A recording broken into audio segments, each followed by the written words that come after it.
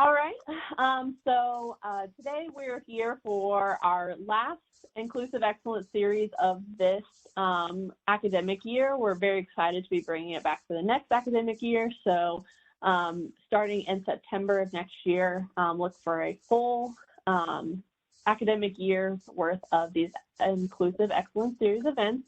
But tonight we are going to talk about diversifying the K-12 workforce, and we have a great panelist here that are going to speak on their experience and why it's important here at Wright State.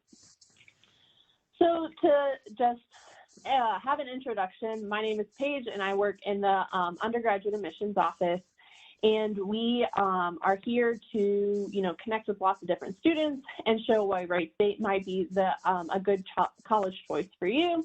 And so at Wright State, we want you to know that you can do more than just get an education, that there's a lot of different opportunities. And then just to briefly go over what does inclusive excellence mean and why is it important to the university. So the Office of Inclusion was developed by our president, and inclusive excellence really is a more broad definition of the importance of diversity here on our campus.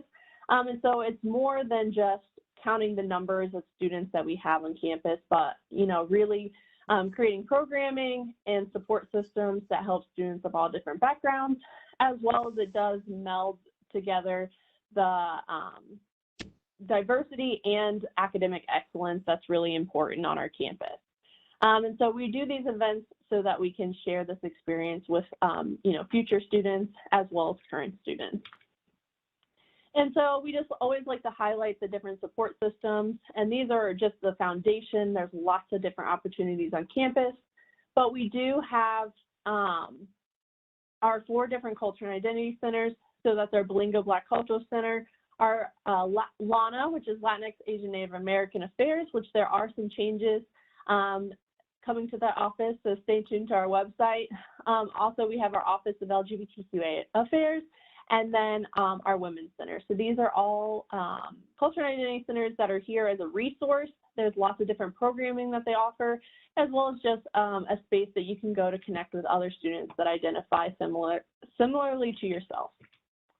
As well as we have different student organizations on campus. So we have different fraternities, sororities, student associations, academic clubs, and community organizations that you can join to meet students with similar interests as you, similar backgrounds, and just lots of ways to connect with other students just that support and celebrate the diversity on our campus.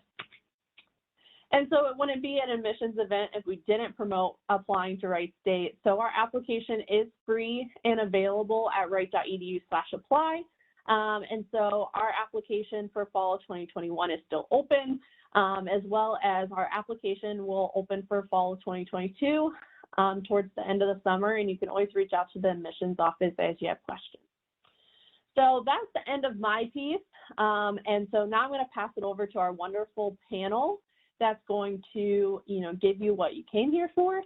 And so I will turn it over to Bethany. I just have to make her the presenter real quick. So just give me one moment.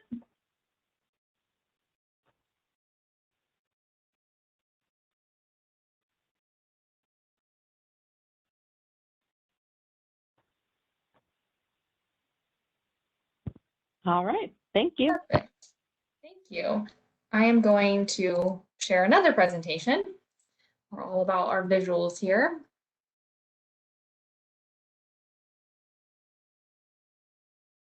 Okay, so hopefully everybody can see that up on their screen. Like Paige said, my name is Bethany DeLong, and I'm the enrollment director in the College of Education and Human Services. So my role in the college and at the university, I work with students who are coming to Wright State, and I love it because I really get to work with you all the way from the beginning to the end. So I work with students before they're even here at Wright State, helping them with that application, enrollment process, helping with program applications once you're here, and then even volunteering at graduation. So I get to see the whole span of your experience and get to know you. We have a handful of folks that are joining us from the teacher education department.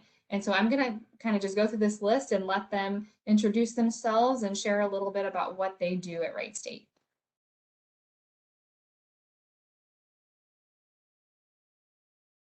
Sorry, I had to unmute myself. I'm Dr. Nimisha Patel, and I am the chair of the Teacher Education Department. So I basically head the department, and within the department are most of the university's teacher education programs. So we house the elementary education program, secondary education program, like high school, people who want to be high school teachers. We house the intervention specialist program, which is special education. We also house the middle childhood education program. And then we do a couple of endorsement programs for practicing teachers who want to become like gifted intervention specialists, for example, or who want to focus their work on reading. So we also offer the reading endorsement. So I've been chair for about 5 years now, and it's a great position, and we have absolutely great faculty in both full-time and adjuncts, and we have great students. And I think we're all here to support everyone in the department. So I'm glad to see your interest in our department. Hi, everyone. I'm Krista Aguirre. I'm faculty in that department that Dr. Nimisha Patel just described. I teach sometimes some English education, but most of the time I'm teaching about cultural issues.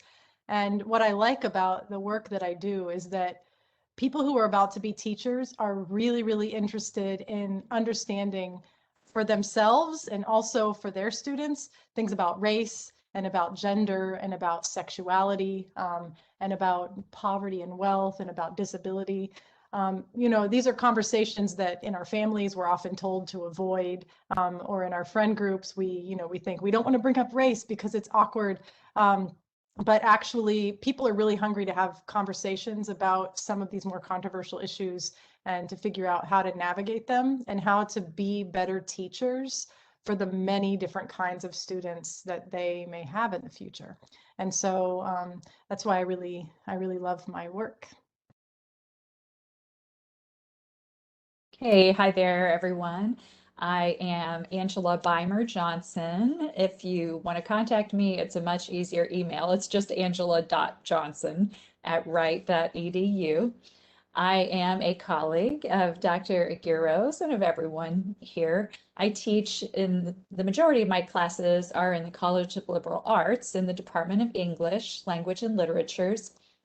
I specifically work with future English teachers for grades 7 through 12 for the adolescent young adult licensure band.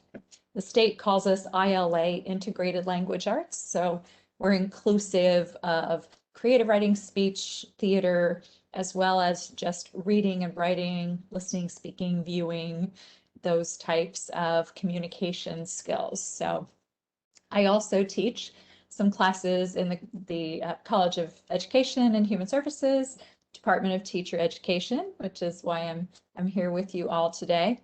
I've been at Wright State for a long time. I absolutely love it here. Wonderful colleagues, wonderful students. I am always incredibly impressed by our alumni.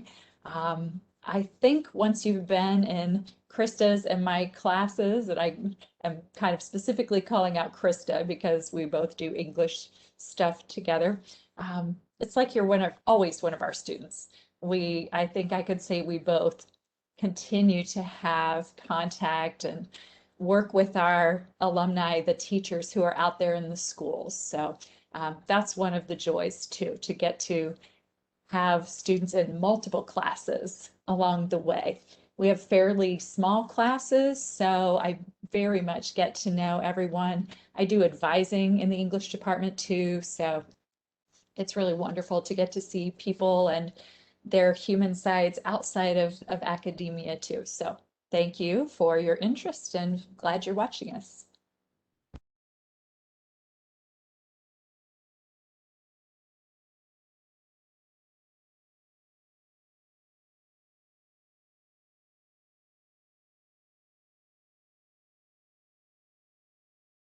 Democracy in our public schools. And, just to steal the words out of my students' mouths earlier today, it's really about finding your voice and protecting what makes up a democracy. And I see, the importance of what Wright State maintains, which is that ideology, that belief that everybody's an individual and they all should be respected. And within this campus, this is where I went to college and I'm very proud of it. Within this campus, I think what's so vital and so important is the fact that this is a college that protects that protects the idea of difference, diversity, and voice. And I think that you have to remember that even though we're all part of diverse groups, we're still individuals within a diverse group. So even if you're LGBTQ, whether you're African American, whatever that is, you're still an individual within that group who needs to be heard and respected for where you stand within that group. And that's kind of where I am in the world, and that's kind of what I try to represent with people. And just give people the we start our class every day with "You belong here," and that's truly how I believe Wright State approaches things. You belong here. So I'm excited to be part of this panel, and if I could ever help out, just look up my email and let me know. Thanks.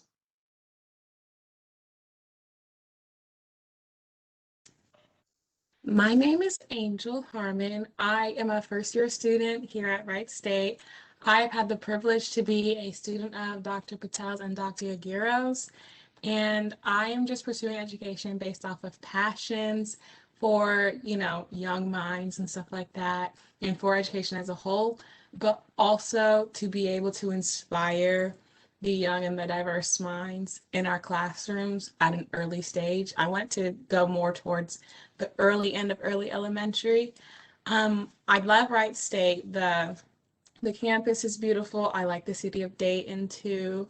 The faculty and everybody, your financial aid office, your department heads, your counselors, are very communicative people as well, which has been really helpful, especially with the fully online format that we've been facing because of the ongoing pandemic. So I do really love my school. I really love my teachers. I love my department, and yeah. Thank you guys. Those were wonderful introductions. It always excites me to hear how passionate you guys are about your areas. All right, let's see if my PowerPoint here will go to the next slide. There we go. I'm going to hand it over to Dr. Patel just to share a little bit about where we currently are in K through 12 schools with diversity, and then why diversifying the teacher pipeline benefits all students. Thank you, Bethany. So, there's been a lot of conversations, not only at Wright State, but around the state of Ohio and around the country about diversifying the teacher pipeline. It means, how do we get more diverse teachers into the entire P12 system? And, we talk about, well, why is that important? What does that look like right now? Currently, there are about 50% of our P12 students are white, and about 50% are students of color. Again, this is a national, nationally. And at the same time, over 80% of our P12 teachers are white, right? And so what the problem is that our teaching faculty in P12 are not reflective of the diversity of the P12 students across the country, right? We may have small pockets here and there that are better representative of the students in those buildings and in those districts, but in mass, it's a huge problem. And so when we diversify, we do a lot of really important things. One, we just have better representation of our actual society. We have better representation for kids in P12, looking at their teacher experience, having various experiences with teachers, but teachers who have similar backgrounds as them. There's never perfect, similar experiences, or perfect match in terms of experiences and background, but those similarities help people connect with one another. It fosters and facilitates connections and rapport building and relationships between students and teachers. We also know that teachers of color are overall better at closing our opportunity gaps that are often existing between students of color and white students, right? And you may have heard the term achievement gap a lot in the past, and we're kind of really moving away from that idea of achievement gap, because it's a function of opportunity gaps, right? And so we really want to focus on that.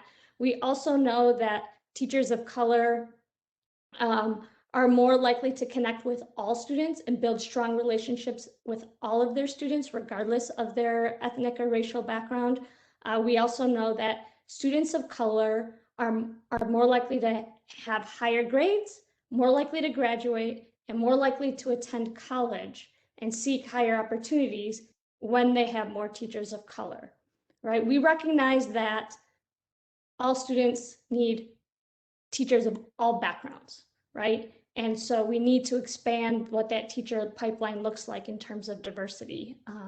And that's kind of like a summary of why this work is really important and what we do. And I'll let any of the other panel members jump in if they wish. But you can always contact us if you want to talk more about the research and the data in the field. I could add to that too. It's so interesting to me to read all the reasons why it's good to have all different kinds of teachers. It does benefit kids of color to have teachers of color. But the research also shows that white students have slightly better rapport with their teachers of color.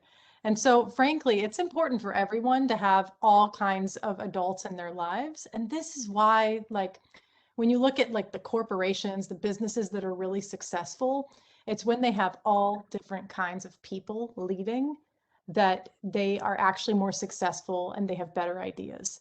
And so if everybody in the room kind of looks the same and can finish each other's sentences, it just follows that students aren't going to learn as well from that group, right? And so I love diving into what research tells us about how it's just better for all students to have all different kinds of teachers. And I, as a white girl, did not have a teacher of color until I got my doctorate. If I had not gotten, all these degrees, I never would have had a single teacher of color, not through elementary, middle school, high school, or college. I had to go to grad school to have my first teacher of color. And that was a huge loss in my life. There were things I couldn't see and couldn't understand because I didn't have access to that, because there just are not as many teachers of color.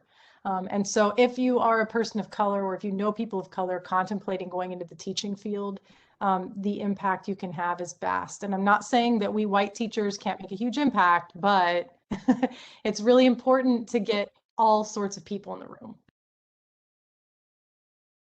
Just to piggyback off of what Dr. Yagura and Dr. Patel said, as someone who is actively a Black student and as someone who is actively pursuing education and doing things within classrooms with Black students and who has had these conversations a ton, I will say that having had Black teachers, I didn't have my first Black teacher in the classroom until 8th grade.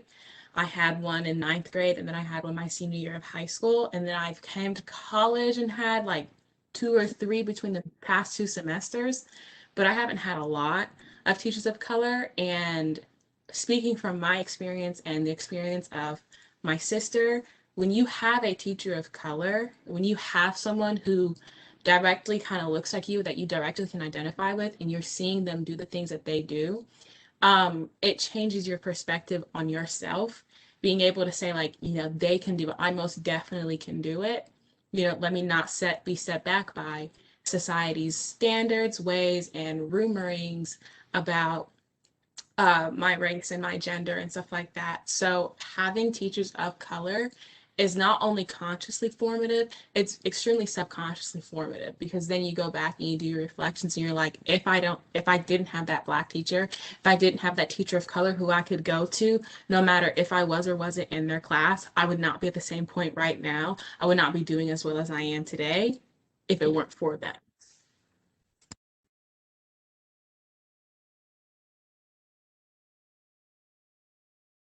I was just going to add in here too that one particular former student that I keep in touch with and is a really close friend right now, that she has said too that as a colleague, it's really hard when you don't have very many other colleagues of color. And so that's important too, that for yet another reason that we want to have people there to support everyone, the kids and students. But yeah. And I'm right there with Krista. Sadly, I was working on my master's the first time I had a teacher of color. And yeah, I'm really glad to hear that my experience in Krista's is different from Angel's. So yay, we're inching our way there and committed to even better.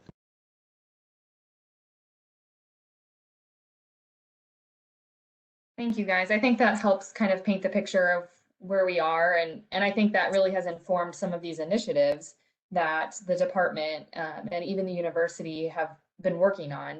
I think that's really kind of what influenced. I'm going to give a shout out to Dr. Patel on this diversity recruitment initiative committee. I think we really saw that need and that want for teachers of color and teachers from all different backgrounds. It's not just about race.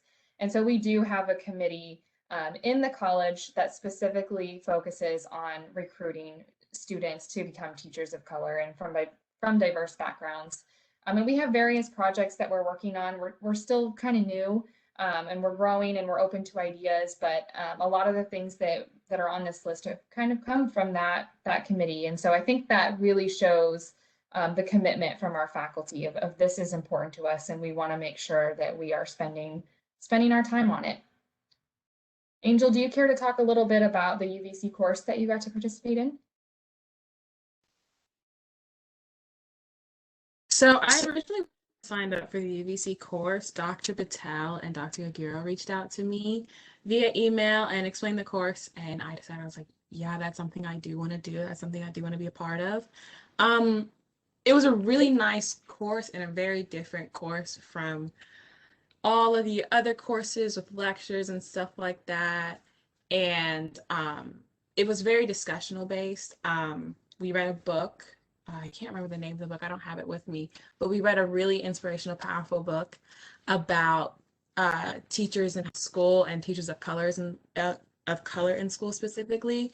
And we every week talked about what chapter we read, and it was a very nice book. It was called We Want to Do More Than Survive. It was a very nice book that just kind of talked about what it was like to be a teacher of color in education and to have been a student of color in education and to have students of color as a teacher of color, the things that you see, the things that other people don't see and stuff like that. It was a really great course, very discussion based, which is like I said, a nice break between, your lectures and your essays and stuff like that. You're really able to talk and share your personal feelings and ask those questions, those challenge questions, or be asked those challenge questions by your teachers and peers.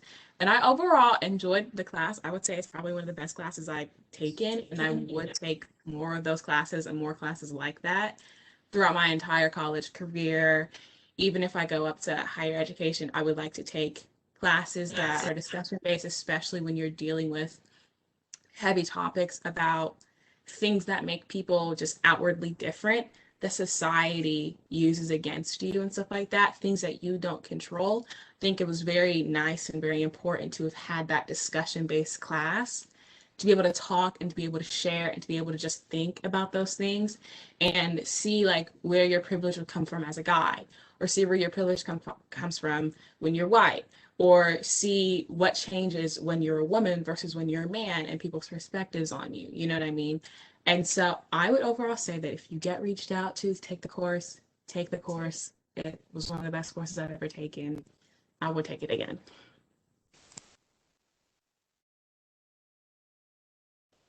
That was a good sell. I like it. Thank you, Angel. So I mentioned the Diversity Recruitment Initiative Committee, and I think it's important to mention that faculty, as well as some of our P12 partners, serve on that committee. And that kind of brings me to that next bullet point is we do have P12 partners that are invested in recruiting students and future teachers of diverse backgrounds. And when I say P12 partners, I'm talking about school districts in the Dayton area. So we actually have one current partnership going on with Centerville City Schools right now. They reached out to us because that was something that they really wanted to work on, is they wanted to increase the diversity in their workforce. And so we actually have a mentoring program set up with them where our students are able to go into their classrooms, observe their mentor. They meet with their mentor virtually. Hopefully we'll get back to that in person soon. but meet with them virtually just to check in, and it's a great additional support to have. And they are very committed to seeing first-year students and supporting them, and hopefully eventually hiring them to work in their school district. So it's really an all hands on deck initiative. And there are other schools in the area that have reached out to us and want to kind of create a similar program in their school. So we're really excited and happy to have that too. So I'm going to talk about the next two items. There's a course called Education 2800.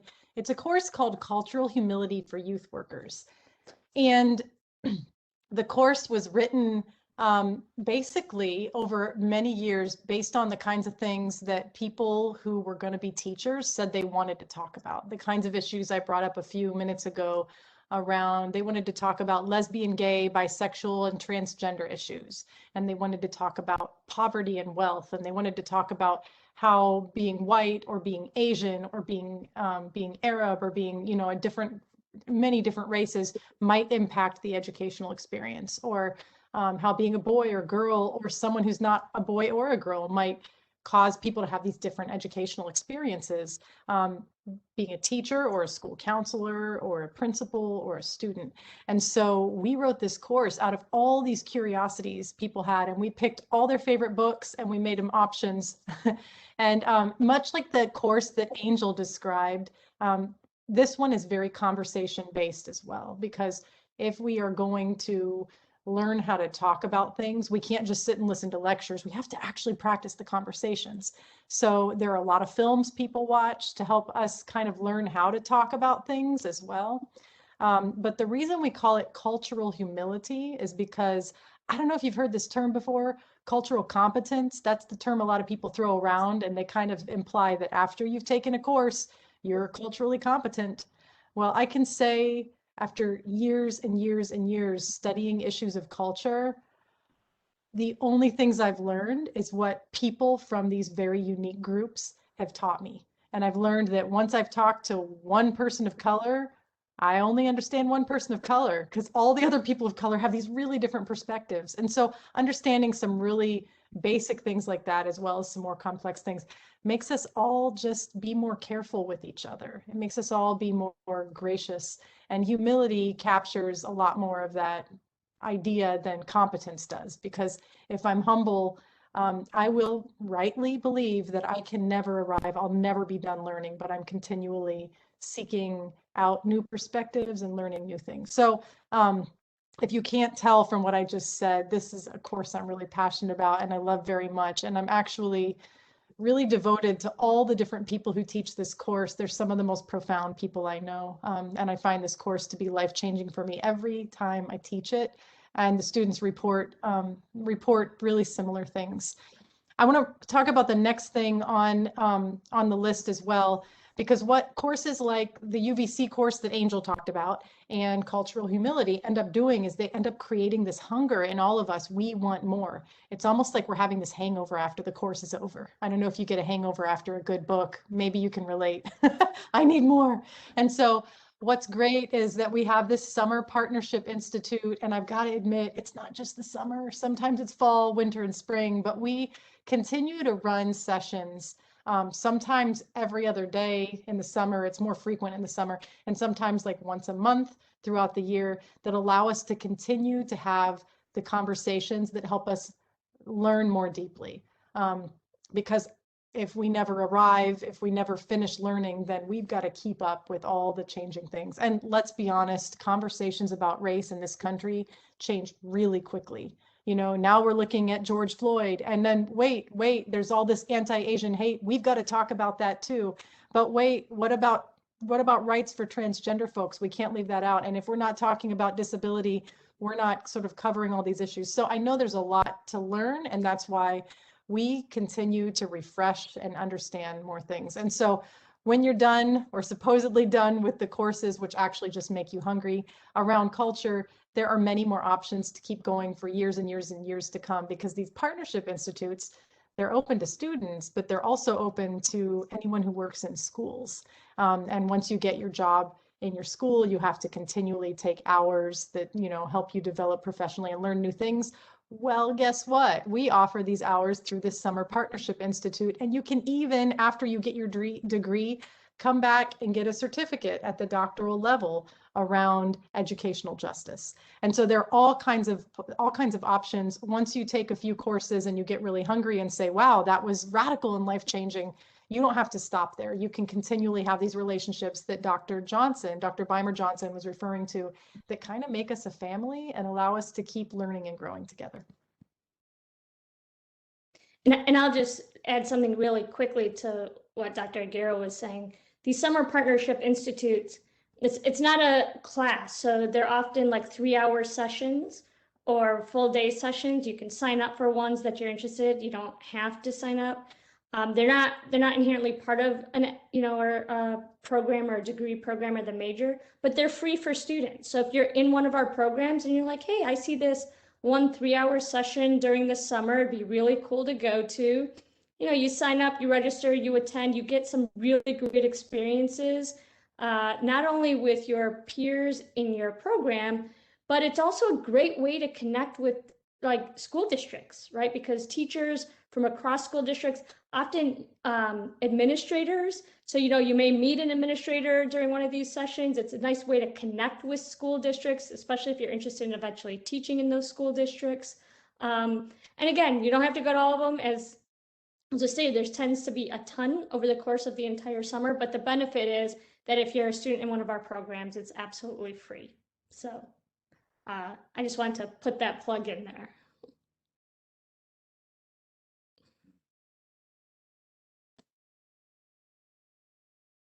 I can kind of speak a little bit to Ed 2100 and also seeing those letters down there, the LGBTQ piece.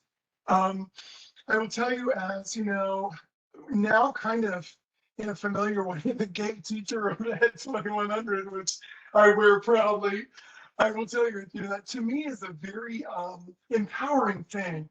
When you were talking earlier about having African-American teachers, the rate and the fear that goes through the suicidal thoughts of LGBTQ kids while they're in school, to have that teacher they can connect to and realize that, hey, beyond what I'm going through as what I am, is this who I am kind of piece. And I've had some really great conversations with the Ed 2100 kids about, it just feels good to know there's somebody who's got their voice for them, who is there and is saying, you're okay, you're going to get through this, things do get better. I know that term has been used quite a bit, but there's a sense that I see myself in this teacher at Wright State University. That could almost bring me to tears talking about it right now, because it's an emotional component of being that Ed 2100 teacher. This whole democratic thing and this idea of where we've come as African Americans and LGBTQ and women and so on and so forth, and where we've come in our country. And yes, it's true, we've come so far, but I think what Ed 2100 does reminds us of, but look how much further we have to go as a society. And it keeps these kids pushing forward. It keeps people in education open.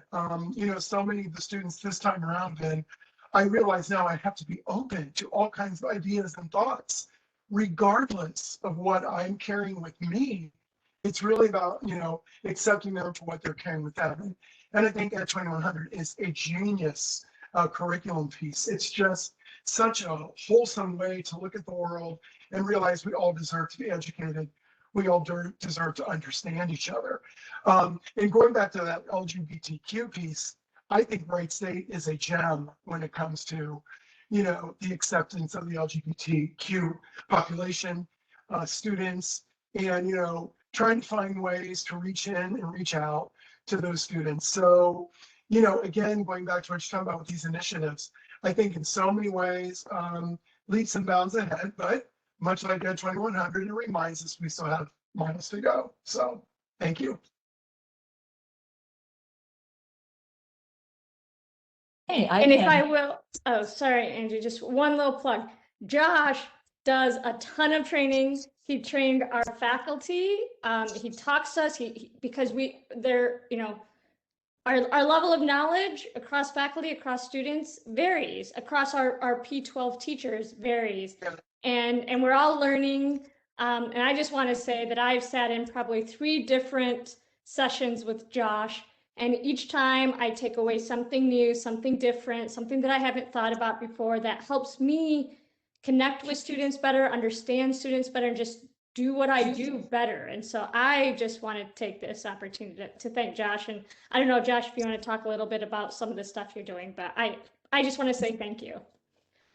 Well, in a quick little nutshell, a friend of mine, Jeremy West, he is a teacher at Butler Tech. And we got together about 7 or 8 years ago. He had just started out teaching there and basically was facing some real obstacles. And he asked me, how did you get through in Kettering? How do you teach in Kettering? And I told him, I said, you have to slowly just open the door to who you are to people. It's going to be better for you. It's going to be better for the students. It's going to be better for everyone. And we started to realize this was a need not only for the two of us, but for teachers in general. And so we opened this class up and did a lot of research and a lot of training on our own, and went to some different classes around the area to learn more about it. And believe me when I tell you, you know, the LGBT thing, then grab the Q, then grab the I, then grab the plus. We're learning too, because this is growing exponentially. So we have to go back and learn as well.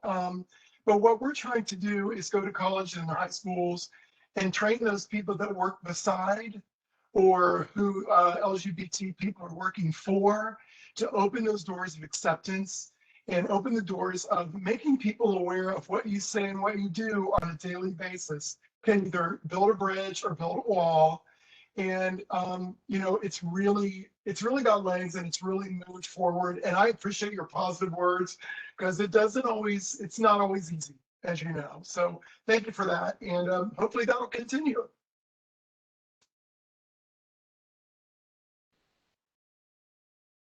Absolutely. And just first, thank you all too. Again, I'm just reinforced of what amazing colleagues and students we have at Wright State. So, so about our ILA, Integrated Language Arts, aka English, Social Justice Fair. We started this a little over 10 years ago.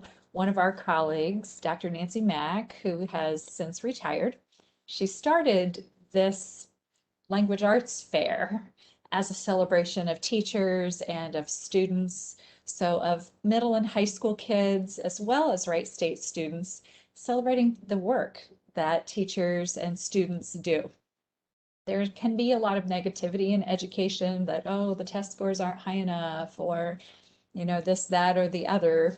And Dr. Mack just really wanted something positive for teachers and students. So she started this language arts fair, and this past year we shifted the focus to be more of a social justice fair, because we always have kids come and our students, and they share their writing and they share their literary response projects and their technology projects, creative pieces.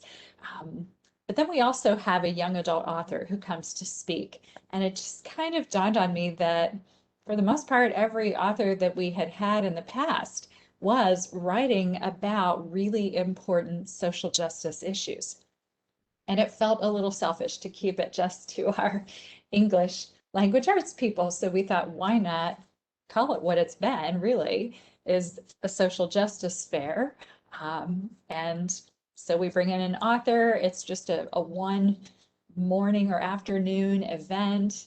We were online this year, of course, but we're planning on being back in person next year. And it truly is just wonderful to be able to revel in the good work that everyone has done. So, for example, we had one of my students presented this year, and she had done a large multi-genre research project, which is simply a project that has multiple genres. You might have poetry or a podcast script or any number of types of pieces where the research is incorporated, as well as personal interviews. So this student was looking into her mother and her aunt's experience as biracial Asian American women. And she noticed that her mom and her aunt had very different experiences, probably in part because there was a good like 10-year gap between the two of them.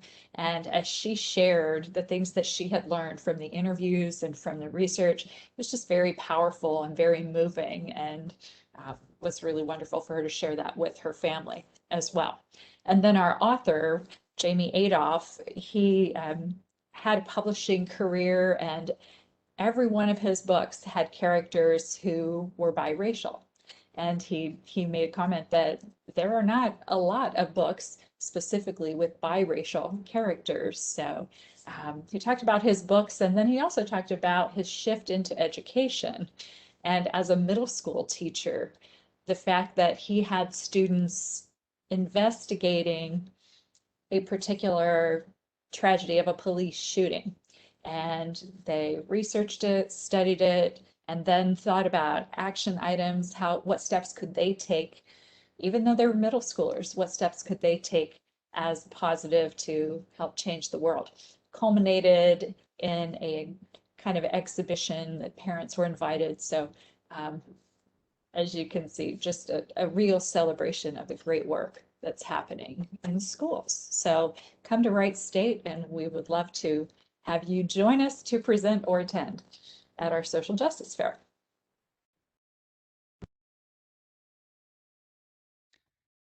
All right, thanks, Angie. I'll cover the last two pieces here. One is our OEI training, and that is OEI stands for the Office of Equity and Inclusion. And so probably about 4 or 5 years ago, we thought it was a really good idea to ensure that all of our faculty and staff, even our student workers and graduate student GAs in the department, to get some formal training on equity and inclusion. So we had a 2-hour training on that. And then we felt like, candidates, so students who take our classes, who want to be teachers, really needed this training as well, for a lot of reasons. One, it helps you as it helps candidates understand what their roles and responsibilities are when working with students, right? Thinking about what's appropriate behaviors, what's not, where, thinking about how to engage in certain conversations, and maybe, maybe other options depending on what's happening in the classroom. But it also provides our candidates an understanding of what is acceptable for them to be exposed to, right? Like, unfortunately, regardless, whether it's schools or with just peers or someone else randomly across campus or a class, we felt it was really important for our students to understand, like, this, if you are experiencing XYZ somewhere on campus, then we want you to know that that's inappropriate, right? That you shouldn't have to experience that. And here are the options for you to, have those concerns addressed, right? And so there are more formal ways to address that, but you're always welcome to contact, someone on this call, or me as a department chair, or your faculty member, and we will support you and walk you through the steps and always be there for you. But we want to make sure that our students really know, like, no, this isn't acceptable. I should not have to deal with these things, and this is not appropriate. And there is support out there for me as a student, right? And so that's one of the biggest reasons. And again, for faculty, the same way, because faculty, especially faculty of color, faculty from the LGBTQI+ community, or faculty from other marginalized populations, can have very negative experiences too, for any number of reasons. And so it was important for us to really help us understand, like, what we should not have to experience, and how to go about addressing those, and thinking about how we reflect on our own behavior and our words, and as Josh had mentioned, right, like, how do you build bridges versus build walls, right? So making sure that we were appropriately addressing things and conversing and engaging in the ways that we should be engaging. And so, kind of to add to that, this past year, the faculty have been on this professional development, social justice journey. We've had 2 amazing people from the community, actually 2 of our faculty who teach the ED 2800 class that Dr. Guerrero was so pumped about. And I agree. I think like everything I hear and read about the class, amazing.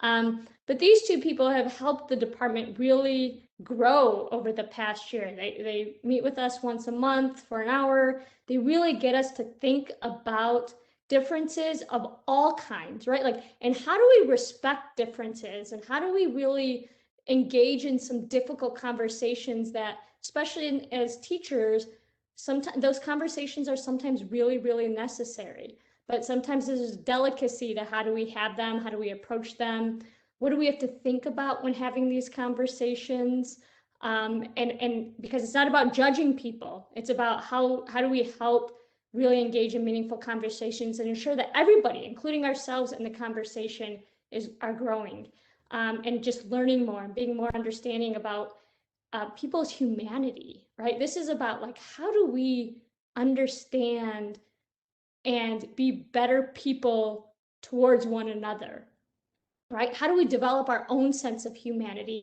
and how do we support other people's sense of humanity? And so we're going through this journey, and it's just reflective. And I just want to kind of say overarchingly, all of these initiatives that we're doing are really reflective of what the department feels is really, really important, right? It serves as part of the foundation upon which we stand in all the work that we do, whether it's our teaching, our research, our service, the way we work with P12 partners, what we seek, and the ways we hope to develop our candidates, as you all will go out and be part of that P12 community and leaders in those schools and the change makers to hundreds and hundreds of students over the course of your career.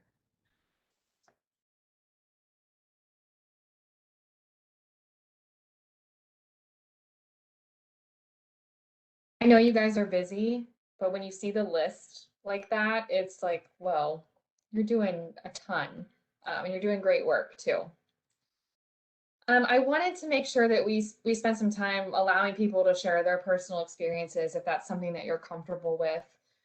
So if that's something that you're okay sharing, please, anyone, if you would like, talk about a personal experience. It could be a struggle or a success that you've had with being a teacher or a student from an underrepresented group. I have stories, but I'll keep them short. I'll keep them to a minimum. When I was in first grade, I was homeschooled for kindergarten, but then my parents split, and so I went to school.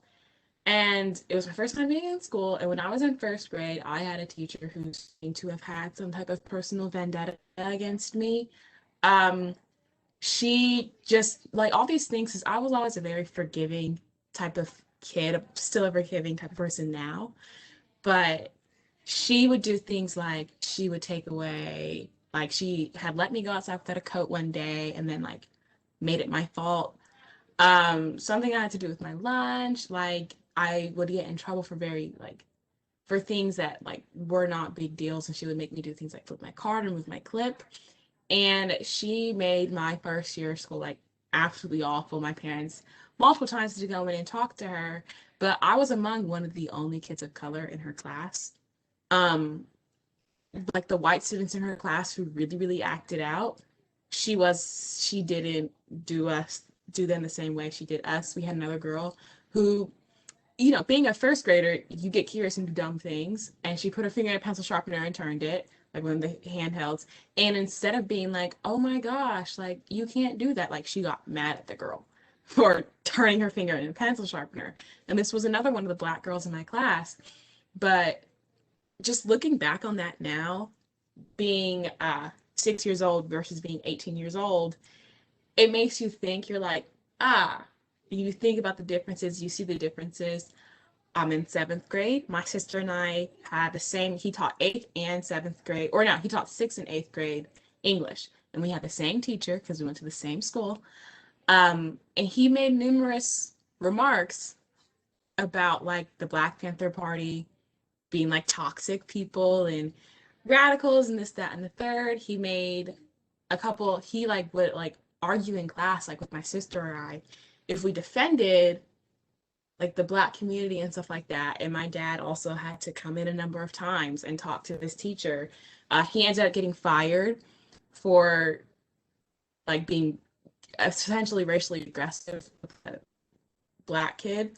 But his excuse was always, always, always, I can't be racist. I have a Black wife. I can't be racist. My kids are mixed and stuff like that. But I hit freshman year of high school. I had one of my first Black teachers. His name was Mr. Adams. Great guy. It was one of those things. We weren't like, you know how they talk about Ebonics and stuff like that, you know?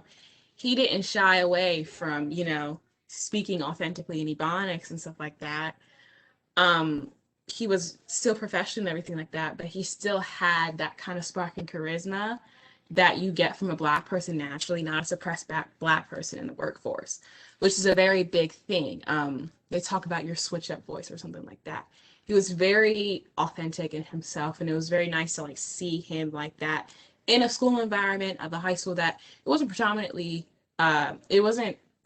white per se, but it definitely was not the most diverse school on the planet. It was more diverse than most schools, but it's not the most diverse school on the planet.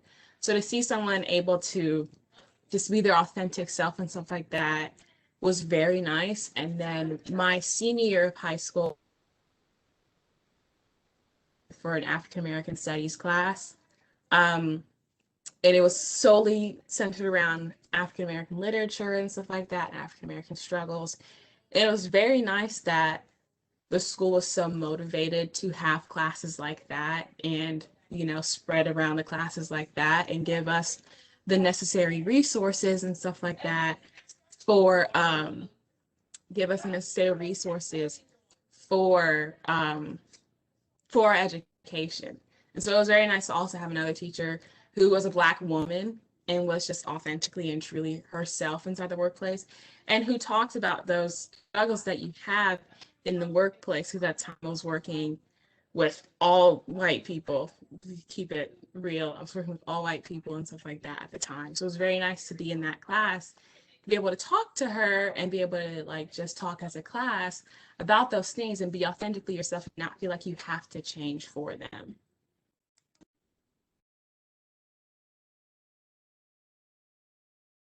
I'll share. First, thank you, Angel, for sharing your stories. And like you, I have a whole host of them throughout my educational experience.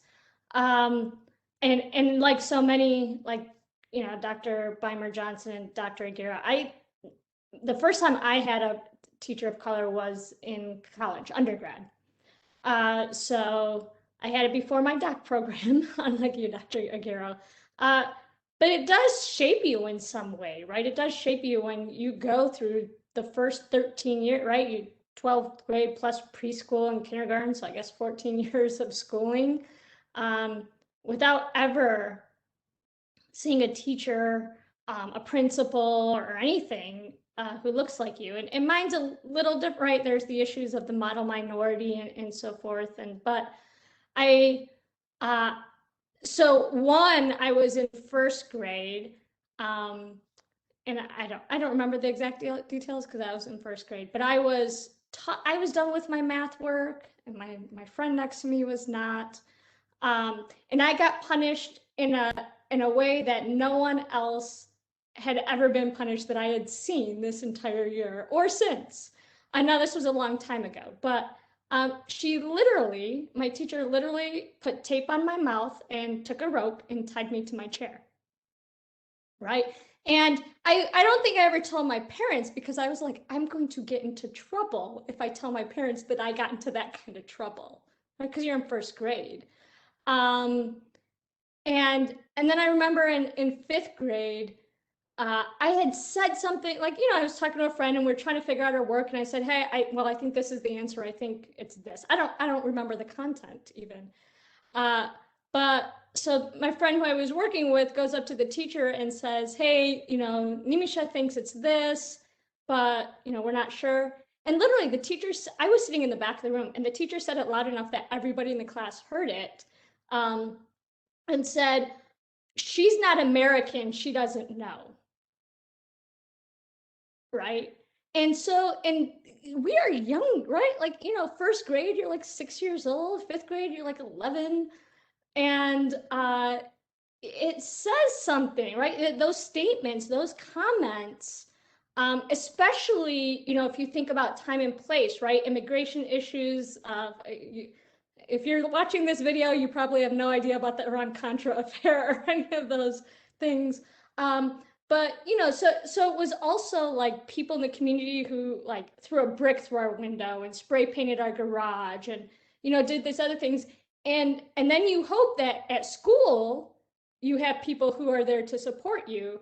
And instead you have, you know, teachers who are not, right? And so, like I said, I have a plethora of them, but I think what is important that I gained from it is part of the reason I think I went into education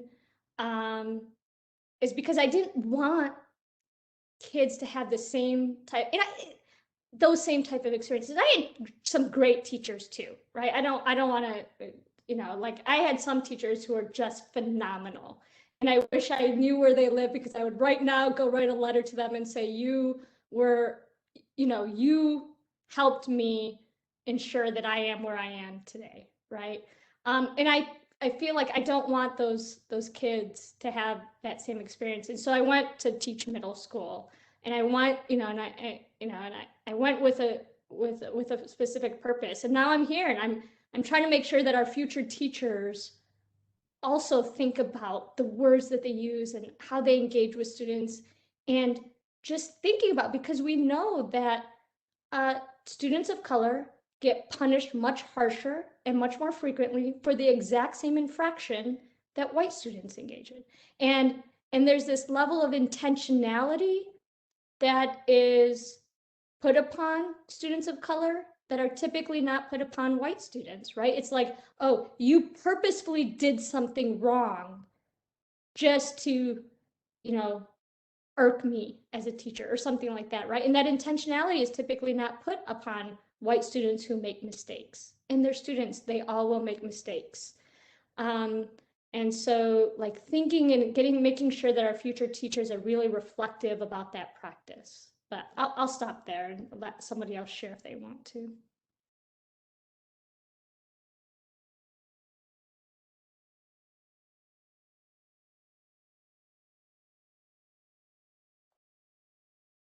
I don't want to cut anyone off if they want to share, so interrupt me.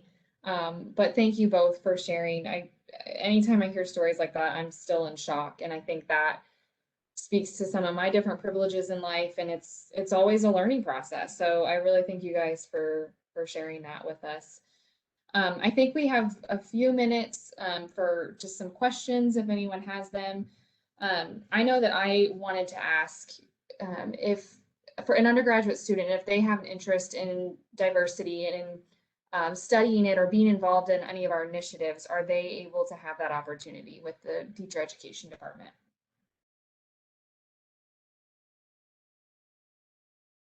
I think undergrad students can be involved in anything that we just mentioned today. I don't think there's anything that's exclusive for just the grad students. So there are even a number of these things that high school kids can begin to do. You know, you can participate in the social justice fair, or you can take a class before you get to college. That 2800 class, Cultural Humility, we offer it for free over the summer to high school kids sometimes. So you can come around looking for that. But I think it's all available to any undergrad. Yeah, and our diversity recruitment initiative committee that Bethany talked about earlier, we have faculty on that, we have staff on that, we have P12 school reps on that, and we would love to have students on that. So if you're a student who really wants to make a difference and to engage and be part of that committee, first, it's a great way to have your voice heard. People on this committee really, really do listen. And it's a great way to connect with faculty and school districts and just staff around and get and build communities. So if you alone or you want to bring a friend, just, you know, email me or, you know, someone else in this group and be like, hey, I want to participate. We meet once a month for like an hour and a half. And sometimes we'll ask you to do something, but sometimes it's just, conversation about how we're moving forward on things and what we need to think about that we haven't thought about before. So all are welcome. One other thing that if someone could touch on, how do you ensure that teacher candidates or current students, how they get to work with diverse populations?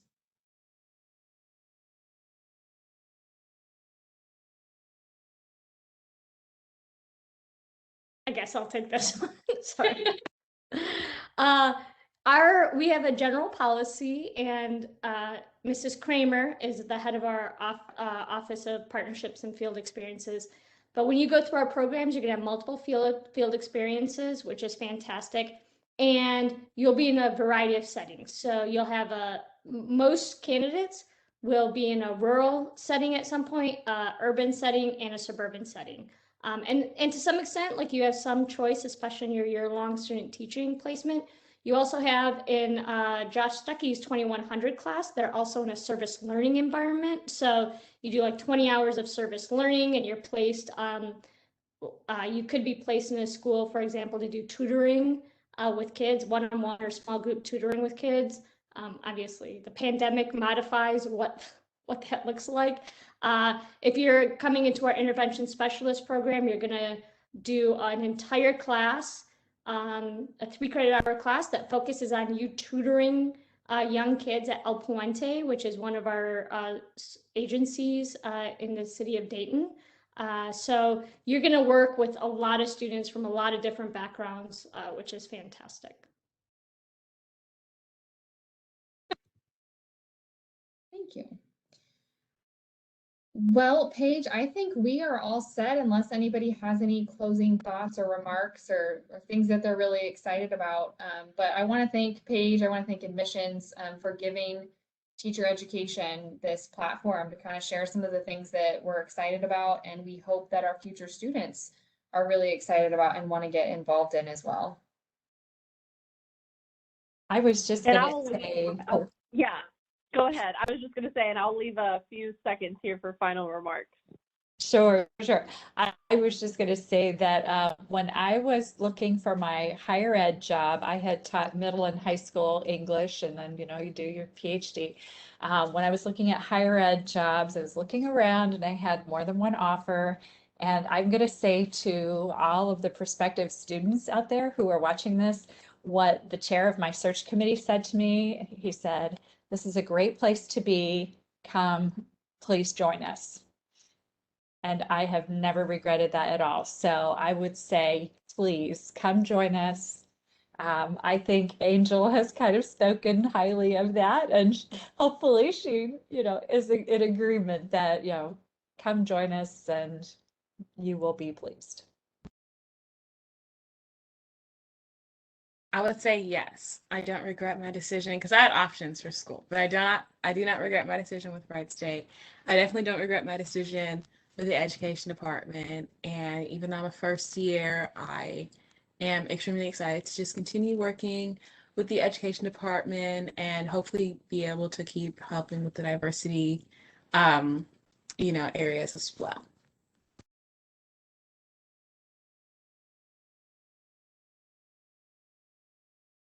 All right, I don't want to cut anybody else off, but of course, keep sharing. But I just want to thank everyone for coming today, as well as tuning in if you're watching this on video. And if you have any questions, follow-up, you can always reach out to admissions, or you can reach out to any of these panelists using our website. And I would personally be happy to get you connected through the admissions office with any of these folks as well. So thank you. And if anyone else has anything else to say.